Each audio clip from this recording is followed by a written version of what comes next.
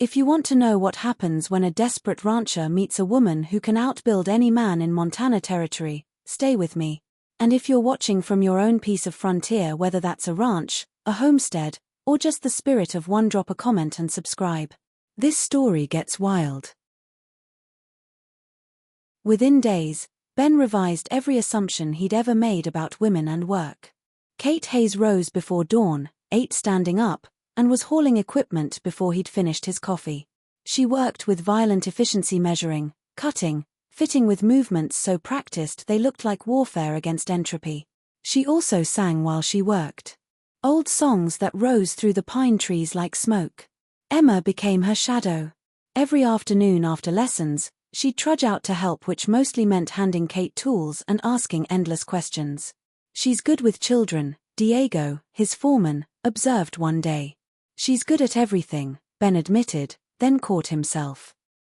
But she's leaving for Seattle once this is done. Shame, Diego said, giving him a look. Emma hasn't laughed like that since Rachel died. That evening, Ben found Kate on the porch smoking a thin cigar, staring at stars. My wife used to do that, he said. Stand out here like the sky held answers. Did she find them? No.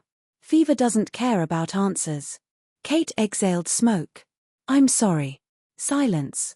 Then, there was a fire. In Philadelphia. My father's workshop. He was inside. Ben waited. They called it an accident. But my father was careful. Always. Her voice went flat. I think he couldn't live with the debts. The shame of failing. Jesus, Kate. So I learned his trade, paid his debts, and ran west. Turns out people out here don't care if you're a woman as long as you can do the work. She turned to him. And I can do the work, Ben. First time she'd used his given name. It felt like a door opening. When Emma spiked a fever 2 nights into the blizzard, Ben's world tilted.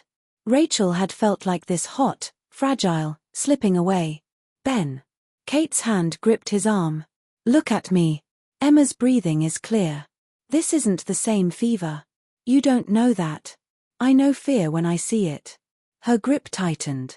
We'll manage this together. For 6 hours they worked in shifts, sponging Emma's forehead, watching for danger signs. When the fever broke at dawn, they both sagged with relief. 2 weeks later, the cabin was finished. Transformed. Walls sealed, floor level, fireplace blazing. It's beautiful, Ben said. It's functional. Kate set down her brush. I'm done here, Ben. Leaving tomorrow. Don't go. She froze. Stay here. Not for work. For. He gestured helplessly. For this. Whatever this is. Ben, I can't. Why? Because you're scared. Because everyone you loved has left. He moved closer. I'm terrified too. But watching you with Emma, working beside you, I've remembered what it feels like to want something beyond just surviving. He caught her hand. Calloused fingers against his palm. I don't want my dead wife back. I want you. Catherine Hayes. Carpenter. Wanderer. Woman who sings while she works. I want Emma to learn from you. I want to stop running from ghosts. I don't have anything to offer. You're perfect. He squeezed her hand. Don't run because you think you're not worth staying for. You are. Tears streamed down her face. I'm so tired of running. Then stop. Build a life here. Let us teach each other about second chances. What if I mess it up? What if you don't? She kissed him, fierce, desperate, hopeful. Yes, she whispered. You stubborn man. I'll stay. 6 weeks later, they married in the restored cabin. Reverend Thompson, half the territory, Diego in his Sunday best. Emma served as flower girl and best man. Kate wore a borrowed blue dress but kept her work boots on underneath. Ben loved her more for it.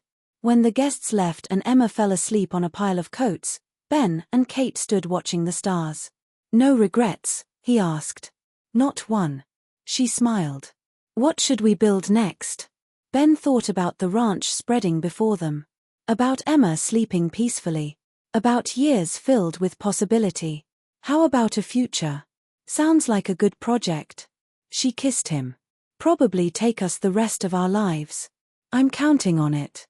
Above them, Montana stars wheeled across the infinite sky, witness to promises kept, second chances seized, hearts made whole. The frontier was harsh, unforgiving. But it was also a place where broken people could rebuild themselves into something stronger. Where a widow's cabin could become a chapel. Where a wandering carpenter could become a wife and mother. Where a grieving rancher could learn to love again.